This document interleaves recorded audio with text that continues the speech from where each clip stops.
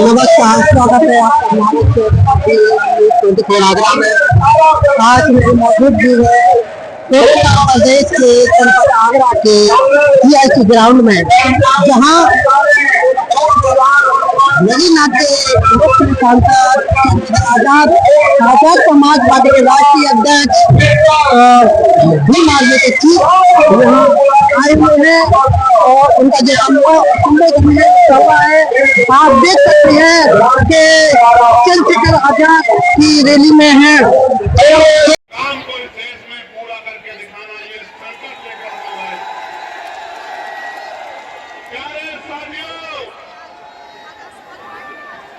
प्यारे साथियों जी, सिकंदर बोस जी, भाई रिंकू जी और तमाम हमारे साथी, रिंकू सेठ से लेकर तमाम हमारे साथियों, जिन साथियों ने अपना योगदान देने का काम किया, जिन्होंने इस कार्यक्रम को सफल बनाने के लिए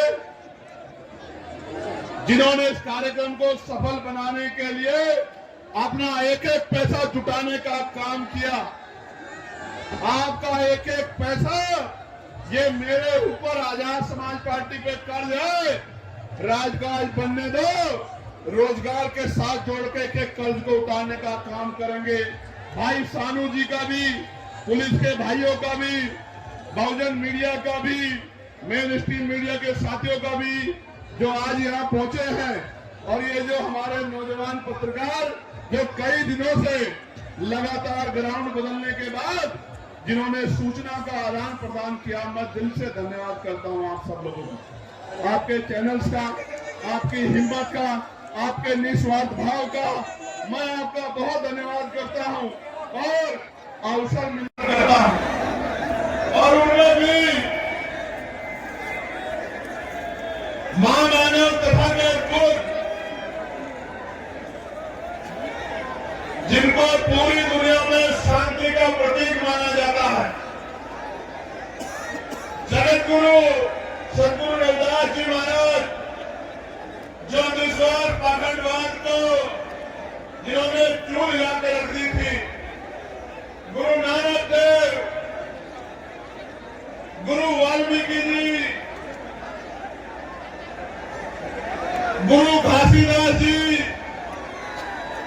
संत गाडगे जी महाराज, नारायण गुरु, राष्ट्रपिता ज्योतिबा फूले, मां सावित्रीबाई फूले, जो शिक्षा के नायक है, नायिकाएं हैं, मां फातिमा शेख, डॉक्टर बाबा साहब अम्बेडकर संविधान निर्माता और करोड़ों भारतीयों के मुक्तिदाता डॉक्टर बाबा साहब अम्बेडकर, जब रिक्शे जब मान लेते हैं तो GST के अधिकारी उनको पकड़ के 50-50 हजार रुपए की रिश्वत वसूलने का काम करते हैं। राजकाज बदलने दो, एक एक पैसे का हिसाब होगा जो गरीबों का छीनने का काम कर रहे हैं, मजदूरों का। मैंने तो पत्र लिखा था सरकार को कि GST में छूट करो, और मैं कहना चाहता हूं हमारा व्यापार मंडल मजबूत है, किसी व्यापारी को दिक्कत हुआ करे तो हमारे भीम व्यापार मंडल के साथियों से मिल लिया करो, अपनी समस्या इनको बता दिया करो।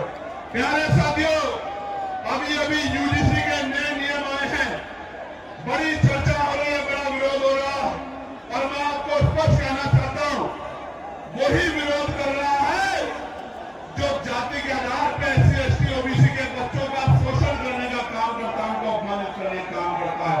इससे किसी को दिक्कत नहीं है, सिवाय द्रोणाचार्य के जो एक नब्बे का अंगूठा काटना चाहता है, उसके अलावा UGC के नए नियमों से किसी को दिक्कत नहीं है। और मैं सरकार को कहना चाहता हूं, चंद मुठ्ठीभर लोगों की वजह से अगर UGC पे फैसला वापस हुआ तो हम 85% बहुजन समाज के लोग सड़कों पर उतर के सरकार को बताने का काम करेंगे कि हमारे बच्चों के जो जितना जो है बड़ी यूनिवर्सिटियों में सुसाइड और तमाम तरह के अटेम्प्ट हो रहे हैं, इस अपमान को, इस दर्द को हम लोग भूलने वाले नहीं है। चेतावनी मैं सरकार को देना चाहता हूं। ये सरकार धर्म की बात करती है, गौरव याद करे, धर्म की बात सरकार करती है, और अभी ये अपने धर्म के शंकराचार्यों के साथ देख लो प्रयागराज इसका बहुत बड़ा उदाहरण है। जो अपनों की नहीं हुई, हालांकि मेरा उनसे वैचारिक मतभेद है, क्योंकि वो वर्ण व्यवस्था को मानते हैं, मनुस्मृति को मानते हैं, ये उनका अधिकार है, लोकतंत्र है, आर्टिकल 25-26 है। लेकिन हम लोग संविधान को मानने वाले लोग हैं, मानवता को मानने वाले लोग हैं, भगवान बुद्ध को मानने वाले लोग हैं। हम लोग किसी के साथ भी अन्याय बर्दाश्त नहीं करते। इसलिए वैचारिक मतभेद के बाद भी मैंने कहा कि वहां गलत हुआ, जिस तरह से उनके शिष्यों की चुटिया पकड़ पकड़ के उनको खींचा गया। ये इस बात का उदाहरण है कि जब सत्ता तानाशाह हो जाती है तो पहले उसी का इलाज करती है जिसने उसको सत्ता में लाकर बिठाने का काम किया है। प्यारे साथियों, आज उत्तर प्रदेश में बरेली में अन्याय हो रहा है आप सबके सामने। आज हाथरस में अन्याय हो रहा है। हाथरस के जख्म अभी हम भूले नहीं हैं। आज बुलंदशहर में क्या हाल है, प्रयागराज आपको याद होगा किस तरह से 90 बच्चों को जेल भेजने का काम इस सरकार ने किया था। और प्रयागराज में कौशाम्बी में अपनी पाल समाज की बच्ची को मुझे जाने नहीं दिया था उनके घर पे। और आपको याद होगा कानपुर देहात में क्या अन्याय हुआ, आपको याद होगा अरुण वाल्मीकि के यहाँ हम लोग आए थे जब उस बच्चे को मार दिया था, उसकी भी 30 दिन की उसकी गर्भवती पत्नी को पीटने का काम किया था। मैं उस दिन उनके आंसू पूछने के लिए आया था। हाथरस के परिवार को मुख्यमंत्री ने वादा किया कि नौकरी और घर देंगे, नहीं दिया। ये इनके वादे खोखले हैं। और अभी मेरठ में आपने देखा, मेरठ के कपसाड़ में एक चुनाव सांसद अपनी बहन से और अपनी मरी हुई मां से नहीं मिल पाया, पुलिस लगा के मुझे रोकने का काम किया। मैं कहना चाहता हूं, मुझे तो रोक लोगे, मैं संविधान को मानता हूं, लेकिन इनको कैसे रोकोगे जब ये अपने पैरों पे खड़े हो जाएंगे? इनको कैसे रोकोगे? मुझे रोक लो, मैं कानून को मानता हूं, लेकिन कानून चलाने वाले हाथ जब इनके हो जाएंगे, जब इनका राज कहा जाएगा कमजोरों का, तब इन गुंडों को कैसे बचाओगे? इनके बारे में, गुंडों के बारे में सोचो। प्यारे साथियों, मैं बहुत जिम्मेदारी से आपको ये कहना चाहता हूं, इस जुर्म जाति को रोकने के लिए हमें कमर कसनी होगी, क्रांति के लिए तैयार होना पड़ेगा। और क्रांति संवैधानिक रूप से वोट के रूप में होगी। जब मैं सड़कों पे था, सड़कों पे लड़ता था, आज पार्लियामेंट में आपने भेज दिया है, तो बताओ पार्लियामेंट में आपकी आवाज गूंजती है, नहीं गूंजती है? क्या 543 में नीले पट्टे वाला दिखाई देता है, नहीं दिखाई देता है? कहीं छिप तो नहीं जाता? सुनते हो, नहीं सुनते हो? प्यारे साथियों, इस देश में 15 अगस्त 1947 को तय हो गया था। मुस्लिम समाज के भाई सुन लें, जैन समाज के भाई, सिख समाज के भाई, बौद्ध समाज के भाई, क्रिश्चियन समाज के भाई सुन लें, हमारे जो मसीह समाज को मानने वाले लोग हैं वो भी सुन लें। 15 अगस्त 1947 को तय हो गया था कि जिस स्ट्रक्चर का जो स्वरूप है, अगर वो मस्जिद है तो मस्जिद रहेगी, वो मंदिर है तो मंदिर रहेगा, वो चर्च है तो चर्च रहेगा, वो गुरुद्वारा है तो गुरुद्वारा रहेगा। लेकिन जब से इनकी सरकार आई है, हर मस्जिद को, हर गुरुद्वारे को, हर चर्च को जानबूझ के टारगेट करने का काम ये सरकार कर रही है कि इनका राजनीतिक एजेंडा कामयाब होता रहे। मैं आपको कहना चाहता हूं, सरकार की जिम्मेदारी है कि पुलिस को कहे, एडमिनिस्ट्रेशन को कहे कि इस तरह का माहौल खराब नहीं होना चाहिए। लेकिन कई बार फतेहपुर के मकबरे को हम लोग देखते हैं, सरकार शामिल नजर आती है, बीजेपी के लोग तोड़ने का काम करते हैं। मैं आपको कहना चाहता हूं, हिम्मत मत हारो। जब माहौल खराब करने वाले लोग हैं तो आपका हाथ पकड़ के आपके साथ चलने वाले लोग भी है। मेरी बात को याद रखिए। आपने अभी तक कभी इसे ताकत दी, कभी उसे ताकत दी, कभी उसे ताकत दी। एक बार बाबा साहब अम्बेडकर के सच्चे बच्चों को ताकत देके देखो, गुंडागर्दी का माहौल ठंडा हो जाएगा और स्वाभिमान सम्मान के साथ आगे बढ़ने का मौका मिलेगा। प्यारे साथियों, ये तो मैं हूं जो पार्लियामेंट में बोलता हूं, सड़क पर मुसलमान, ईसाई, सिख, जैन, बौद्ध, वर्णालक्षक कह के लंबे समय तक आपसे वोट ली गई है। आप भी इस बात को जानते हैं। ये तो हिम्मत चंद्रशेखर आजाद के अंदर है कि जो धर्म निरपेक्ष है, संविधानवादी है, सबके हितों की बात करता है, सबके हितों को आगे बढ़ाने की बात करता है। ना अमीर देखता है, ना गरीब देखता है, ना कमजोर देखता है, ना ताकतवर देखता है। प्यारे साथियों, आप हमारा न्यायप्रिय चरित्र देखना चाहते हो तो सुनो। संभल में जिस जज साहब ने पुलिस पे मुकदमे करने का ऑर्डर दिया, उस जज साहब, माननीय जज साहब को, जिन्होंने निष्पक्ष ऑर्डर किया, निडर होकर ऑर्डर किया, सरकार के सामने न्यायपालिका का सच्चा चरित्र रखा, रातों रात उन जज साहब का ट्रांसफर कर दिया गया। वो सुधीर साहब इसी दलित समाज के बच्चे हैं। इस बात का आप लोगों को गर्व, हमें गर्व है इस बात का कि हमारा चरित्र न्यायप्रिय है। अगर पूरी सरकार भी विरोध में खड़ी है तो हमारी कलम किसी का नुकसान नहीं कर सकती, न्याय देने का काम करेगी। मैं तो यामीन साहब के उन बेबस पिता की तरफ देखता हूं, जिन पिता को उम्मीद थी कि न्याय मिलेगा, आज उनसे न्याय छीना जा रहा है। प्यारे साथियों, याद रखो, जुल्म जाति जब बढ़ जाएगी तो जनता उसको उखाड़ फेंकेगी। वही समय आ गया है। यहां से वहां तक ये नीला समंदर इस बात का ऐलान कर रहा है, आगरा में खड़े होकर, ये राजधानी है, आगरा कमजोरों की राजधानी है या नहीं है? राजधानी बताओ, जोर से बताओ, है या नहीं है? ये राजधानी में खड़े होकर मैं आपको कह रहा हूं, पिछड़ो पिछड़ो दलितों को, मुसलमान भाइयों को, सिख भाइयों को, जैन भाइयों को, बुद्धिस्ट भाइयों को, न्याय प्रिय सामान्य जाति के लोगों को भी कह रहा हूं, ये सरकार धर्म के नाम पे आपको कमजोर कर सकती है, कभी आपको आगे नहीं बढ़ा सकती। ये काम करने का काम भी वही करेगा जिसने बाबा साहब अम्बेडकर के विचारों को अपने अंदर आत्मसात किया हो। बाबा साहब ने कहा था कि जाकर पढ़ना संविधान को, मैंने एक जाति के लिए काम नहीं किया, हर व्यक्ति की आजादी सुनिश्चित की है, उसके अधिकार सुनिश्चित किए हैं। इसलिए जब तक इस सोच का व्यक्ति कुर्सी पर नहीं आएगा, भला नहीं हो सकता। मेरी बात को आप याद रखना। प्यारे साथियों, आज सरकार जुडिशरी को अपने कब्जे में लेना चाहती है, उस पर दबाव बनाना चाहती है, अपने हिसाब से चलाना चाहती है। मैं न्यायपालिका में बैठे जजों से कहना चाहता हूं, माननीय न्यायाधीशों से कहना चाहता हूं, घबराने की जरूरत नहीं है। आपकी रक्षा सुरक्षा के लिए आजाद समाज पार्टी भीम आर्मी खड़ी है। आप निष्पक्ष होकर काम करो। आपके ऊपर उंगली उठेगी तो हम लोग गोली खाने के लिए सबसे आगे खड़े रहेंगे। मेरी बात को आप याद रखें। प्यारे साथियों, अभी अभी एक आदेश आया और वह आदेश है, नीरज साहब, फोन पे आप SC ST को गाली दे दो तो इसको अपराध नहीं माना जाए। अगर फोन पे किसी को गाली दी जाए, धमकी दी जाए, शब्द कहे जाए, वो अपराध माना जाएगा, लेकिन SC ST को कहा जाएगा तो अपराध नहीं माना जाएगा। आप देखो मौर्य साहब कैसे मजाक उठा रहे हैं कमजोरों का। ये लोग देखो, पहले थाने में FIR नहीं होती। मैं एक परिवार से मिला, मेरी बात पे गौर करो नौजवानों। उस परिवार ने मुझसे कहा कि भैया, अमीर आदमी सीधे चला जाता है थानाध्यक्ष के ऑफिस में, CO के ऑफिस में, ASP के ऑफिस में, DCP के ऑफिस में, कमिश्नर के ऑफिस में, SSP के ऑफिस में, DM के ऑफिस में, DM के ऑफिस में, SDM के ऑफिस में, तहसीलदार कानून सेक्रेटरी के ऑफिस में।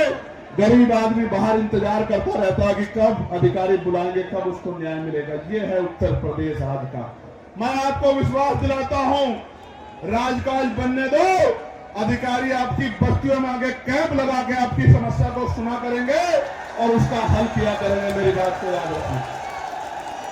याद है नहीं याद है, मेरी लोकसभा में मैं अधिकारियों को उस गारे में ले गया था, नहीं ले गया था कीचड़ में, इसीलिए लेके गया था कि जाके गरीबों के हाल देखो और आपको पता लगे कि आपके लिए मखमली सड़कें और गरीब कीचड़ में रहते हैं, 2-2 फुट कीचड़ में। आज भी आप कमजोर वर्गों की बस्ती में जाओ, मोटरसाइकिल के अलावा 4 फुट की गाड़ी नहीं घुस सकती। ऐसे हाल गरीबों की बस्तियों के बने हैं। कीचड़, गंदगी, सफाई की व्यवस्था नहीं है। मैं आप सबको कहना चाहता हूं, हिमांशु साहब कह रहे थे, अमित गुजर जी, कसाना जी बैठे हैं, वो भी इस बात पे मुझसे कह रहे थे, सतपाल चौधरी जी भी कह रहे थे, चक साहब भी कह रहे थे, चित्तौड़ साहब ने भी कहा कि यहाँ ठेकेदारी आउटसोर्सिंग के जरिए सफाई कर्मचारियों को देश भर में भी और आगरा में उनके हितों को लूटने का काम किया जा रहा है। मैं आपको विश्वास दिला जाता हूं, तमाम आउटसोर्सिंग खत्म कर देंगे उसी दिन। संविदा या पक्की नौकरी, और वो भी 50,000 रुपए से कम नहीं देंगे। मेरी बात को आप याद रखना, जब आजाद समाज पार्टी के राज में। और ये निजी क्षेत्र का टोरंटो का हाल देख लो, एक गरीब को कनेक्शन नहीं देती है कंपनी। इन सारी कंपनियों वालों को जो सही काम नहीं करेंगे, इनको सबक सिखाने का काम हम लोग करेंगे। प्यारे साथियों, एक बहुत बड़ी समस्या ये है कि आज ईसाई समाज, मसीही समाज परेशान है। चर्च में अपनी उपासना पूजा नहीं कर पा रहा है, अपनी प्रार्थना नहीं कर पा रहा है। कोई भी आता है उनके साथ मारपीट करने लगता है, उनको भगाने लगता है, उल्टा पुलिस भी उन पर मुकदमे कर देती है। मैं मसीही समाज को कहना चाहता हूं, मैं चंद्रशेखर कह रहा हूं, अगर कहीं आपके चर्चों पे हमला होगा या आपको अपमानित करने का काम किया जाएगा, तो आजाद समाज पार्टी भीम आर्मी सीधा काम के आपकी लड़ाई लड़ने काम करेगी। आप अकेला मत समझना खुद को, बिल्कुल अकेला मत समझना। ऐसे ही मैं सिख भाइयों को, मुसलमान भाइयों को भी कहना चाहता हूं कि आप भी मन पक्का कर लो, आप भी आजाद समाज पार्टी के साथ खड़े हो जाओ। आने वाले 10-15 दिन में वैसे भी माहौल उत्तर प्रदेश का बदलने वाला है। मेरी बात को आप याद रखना, आने वाले 15 दिन में देख लेना, उत्तर प्रदेश का माहौल बदलने वाला है। आप भी कमर कस लो, कमजोरों की एकता इत्तेहादी इस सरकार को उखाड़ के फेंक सकती है। वरना 95% वोट दिया था आपने पिछली बार उत्तर प्रदेश में। 2022 में क्या मिला? 125 सीटें, 125 सीटें। आप एकजुट हो जाओ, 300 सीटें जीतेंगे, 300 सीटें। मेरी बात को आप याद रखना, क्या 125 सीटों की बात करते हैं। प्यारे साथियों, आपने इतने भयंकर सैलाब में भी बड़ी जिम्मेदारी समझदारी से इस कार्यक्रम को सफल बनाया। और जिन साथियों ने चक साहब भी कह रहे थे, चित्तौड़ साहब ने भी कहा कि यहाँ ठेकेदारी आउटसोर्सिंग के जरिए सफाई कर्मचारियों को देश भर में भी और आगरा में उनके हितों को लूटने का काम किया खराब है। वरना आज का कार्यक्रम रामलीला ग्राउंड में होता। मैं यहाँ के प्रशासन का धन्यवाद करना चाहता हूँ कि उन्होंने काफी मदद की है। मगर साथियों, आपकी भी जिम्मेदारी है कि आप अपनी लड़ाई को स्वयं लड़े। प्यारे साथियों, हम उत्तर प्रदेश को कैसा प्रदेश बनाना चाहते हैं, मैं उस पर प्रकाश डालना चाहता हूँ। ऐसा प्रदेश जहाँ शिक्षा गरीबों के दायरे में हो, जहाँ गरीबों को अच्छी से अच्छी शिक्षा मिले। मैं बहुत जिम्मेदारी से आपके बीच में बात रखते कह रहा हूँ, 2000 रुपए आपको राशन के मिले ना मिले, 5 किलो राशन मिले ना मिले, लेकिन शिक्षा 1 नंबर की मिलेगी आजाद समाज पार्टी के राज में। ऐसी शिक्षा मिलेगी जो यहाँ के प्राइवेट स्कूल में देने में भी सक्षम नहीं है, जिसकी महीने की फीस 20,000 रुपए है। मैं संकल्प लेकर कहता हूँ कि हम लोग करके दिखाएंगे कि गरीब के बच्चों को ऐसी शिक्षा मिलेगी कि अमीर के बड़े-बड़े स्कूल, अमीरों के बड़े-बड़े स्कूल में पढ़ने वाले बच्चे भी गरीबों के बच्चों का मुकाबला नहीं कर पाएंगे। आपको 5 किलो राशन मिले ना मिले, लेकिन आपके बच्चे को इतना मजबूत करेंगे कि वो 50,000 रुपए की नौकरी रोजगार करेगा महीने का, और आपके आंख में आंसू नहीं आने देगा। मेरी बात को आप याद रखना, ऐसी व्यवस्था लागू करेंगे। प्यारे साथियों, ऐसी चिकित्सा व्यवस्था लागू करेंगे कि इलाज की कमी और पैसे की कमी के कारण किसी की जान नहीं जाएगी। जैसे मैंने अपने पिता को खो दिया था, मैं आपको संकल्प करके कहता हूँ इस नीति से। प्यारे साथियों, सिर्फ जान ही नहीं जाएगी, न जमीन गिरवी रखनी पड़ेगी, न उधार लेना पड़ेगा। कोई भी बीमारी होगी, 1000 रुपए से कम में आपका इतना अच्छा इलाज होगा कि आप बीमार होकर चले तो जाओगे, लेकिन खुशहाल होकर अपने परिवार के बीच में आओगे। ऐसी व्यवस्था हम लोग करेंगे। प्यारे साथियों, लक्ष्यधार भाषण तो आप 75 साल से सुनते आ रहे हैं। एक हमारे पुराने आंदोलन के अलावा किसी ने गरीबों की सुध लेने का काम नहीं किया अध्यक्ष जी। तो मैं ये कहना चाहता हूँ कि और कोई करे ना करे, पढ़े लिखे नौजवानों को रोजगार देने का काम आजाद समाज पार्टी 1 साल के अंदर करने का काम करेगी। मेरी बात को आप याद रखें। रोजगार देने का काम, आपके आंसू पोंछने का काम, आपकी जेब को मजबूत करने का काम, आपको सपने पूरे करने का अधिकार आजाद समाज पार्टी आपको 1 साल के अंदर अवसर बना के देगी। प्यारे साथियों, आज कानून व्यवस्था का क्या हाल है? आज कानून व्यवस्था का हाल खराब है। जुल्म जाति में अत्याचार हो रहा है, बहन बेटियों की इज्जतें लुट रही है।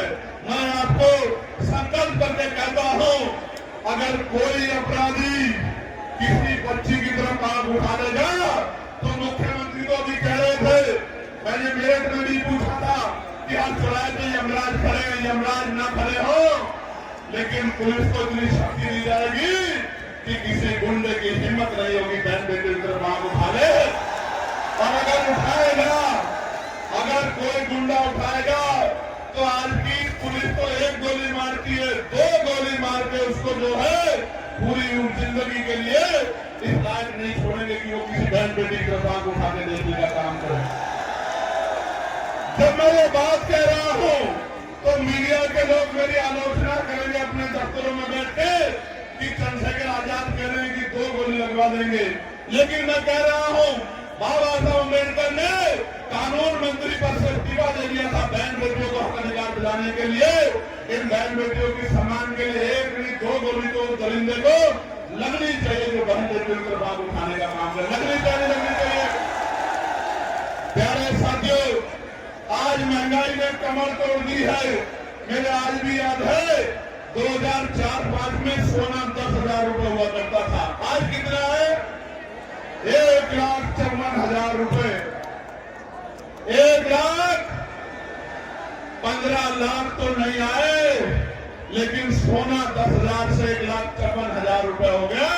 किसी गरीब के अंदर हिम्मत नहीं बन पा रही है कि वो शादी में सोने की व्यवस्था कर ले।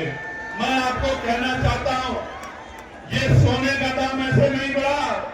हमारे प्रधानमंत्री जब मुख्यमंत्री हुआ करते थे गुजरात के, तो कहा करते थे कि रुपए की कीमत ऐसे नहीं गिरती है, रुपया गिरता है तो प्रधानमंत्री की साख गिरती है।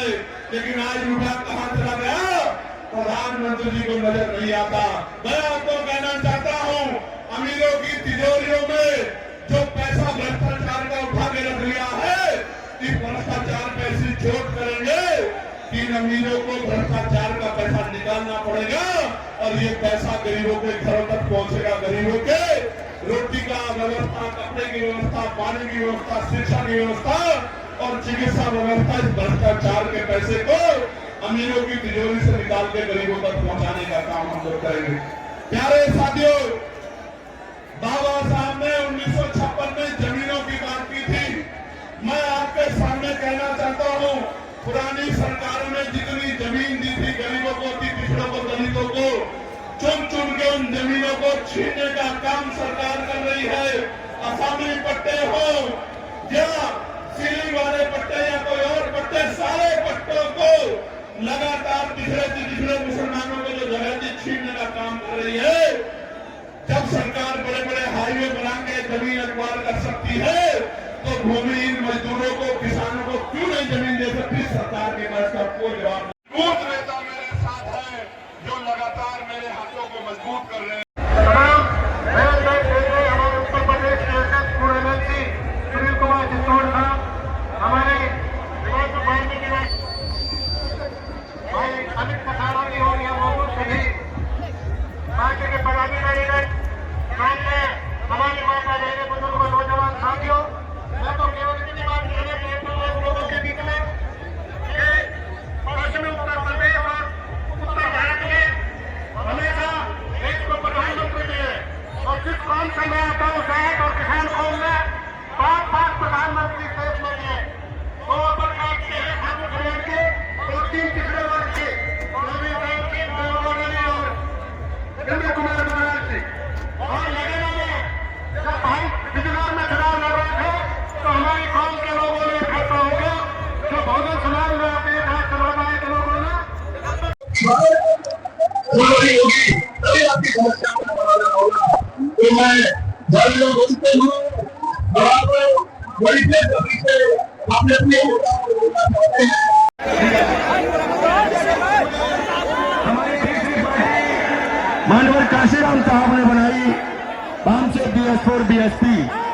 माननीय काशीराम साहब ने हम लोगों को जागृत करने का काम किया। बहुजन समाज पार्टी एक बड़ी पार्टी बनी, राष्ट्रीय स्तर की पार्टी बनी, सभी